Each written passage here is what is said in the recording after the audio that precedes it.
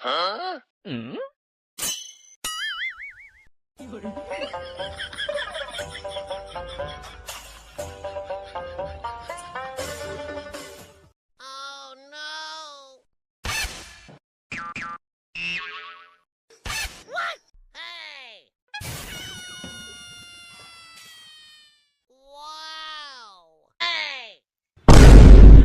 आजा अब बस देख लो स्कातो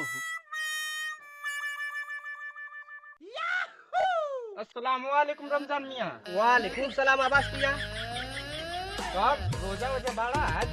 हाँ रोजा के रखते हैं दिन ना तो हाँ रहते हैं जी। जी। क्या रोजा वोजा लागत है कि नहीं कर रहा था? हमरा से झूठ तो बोला था वो। तारा का लगा था कि हम रोजा नहीं खी। ना मतलब आदमी ना होलन कि पूछ देवल और कि रोजा बाड़ा ना तू। अरे पूरा गांव से पूछ बता सब बताइए कि ना रमजान मियां बड़ा रोजा ना तो रोजा रहे के चाहिए। देखो एके महीना तो ई बा रोजा के कि जवन आदमी के मोहब्बत दिल से बढ़त चल जाला वैसे वैसे तो आदमी सब कोई देखो तनी कि कोनो चुपका खाता होने कोनो होने खाता। अरे मर्द तो खाते तो खाए तो द ना ओकरा से का मतलब रखे की बा। तो आइए थोड़ा बचिए कि खाड़ा होकर में रोजा है थोड़ा। अरे क्या कीजिएगा भूख लग गया है। अच्छा अभी तो टाइम ज्यादा नहीं हो रहा है। देखिए तो अभी क्या है? अभी तो 1 बजने वाला है। अरे यार बाबा रे बाबा चलो दतवन उतवन तुरल जाओ टाइम हो गइल बा। चलो। तुरल जाओ आब सोचनी है रमजान मियां की तो पूरा साल भर के रोजा अल्लाह हबीबी। ए भाभी जान किधर हो? भाभी जान कहाँ बाड़ू? आओ अकबर जान ए जी बानी।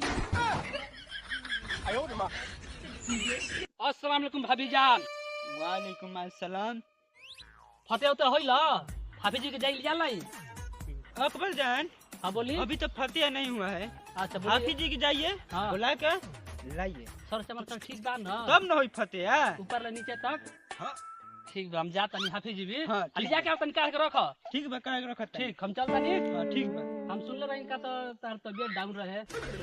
जा हाफिज जी के लिए के वहां खाली घूमत रहत हो। जाता नहीं अभी लेके अपन भाभी जा। सब के घरे फतेह हो गए आज हो गई तू अभी घूमत हो बुझाता कि लड़का फेंकर सब रोत हो सन।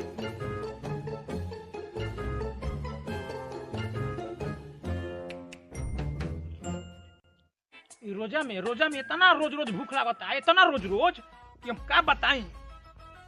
और ये हाफिज यहाँ खाई तो केला कैसे खाई? ये आला हुआ अकबर हम ही है पेशीमान लाग जाता भूख। जब हम ही खा ले रोजा भंग हो जाई तो आउ सब आदमी कैसे रोजा रही का करबो? इतना भूख लागे कि लुका के खाए के पड़ता। पता ना लगे के होई दादा दतुन पासे में बा। हाफिज जी हाफिज जी। Oh no.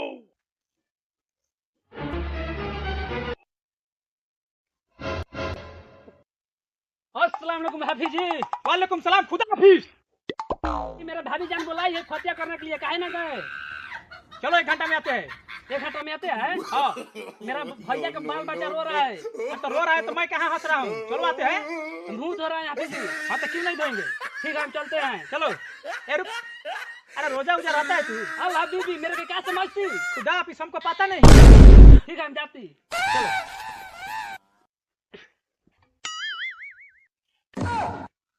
जब से रोजा चघल बा तब से फलानवा घरे चिलानवा घरे फतेह कर यहाँ भूख लागल बा। पहले खा ओकरा बाद में होई फतेह।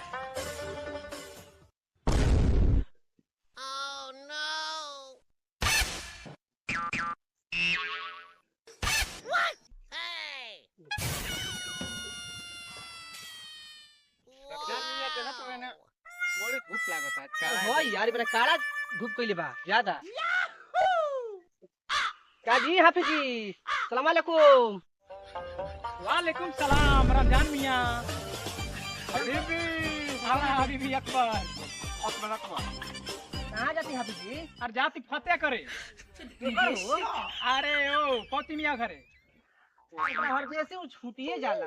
हाँ का करम पौती मियाँ बराबर हमरा के बोलला नहीं कि चल सबसे पहले तुम करे घरे हम जाता नहीं फतेह करे। ना देखी कोई पढ़ल लिखल नहीं के जाके कर देवे के चाहिए। तब रंगा मियां मोली समझा तो फतेह करे तो हमनी के हां बहुत काम धंधा बा। बस फतेह को कमाते में ठीक बा। आई जी कभी जी ठीक बा आई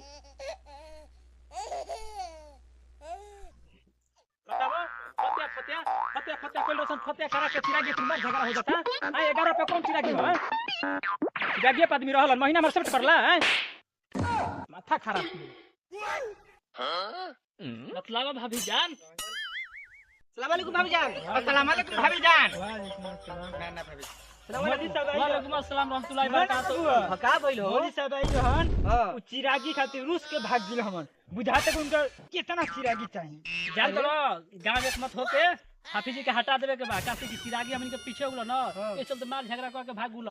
चिरागी देवे में पीछे का रह गइल मोली सब खिसिया के भागिलन। हां रे बुरबा घास पुआ देखो ई मोलबी इथी हो गिल बा सनक गिल बा। जाय दे बाबू छोड़ दे जा अब की मीटिंग बटोर के ई मौलवी के बे भगा दे। अरे भाभी जान तू कह देलू तो जाने कि मौलवी हट गेल। हां ये बात बा। अरे तो हरे पता गांव चलता हमहू चलता नी। इगरो लीला पीला नहीं खाना जानत ना जाता नहीं यानी चलो भाभी जान चलो तुम जा ठीक बा सलाम अलैकुम। वालेकुम अस्सलाम सलाम अलैकुम भाभी जान।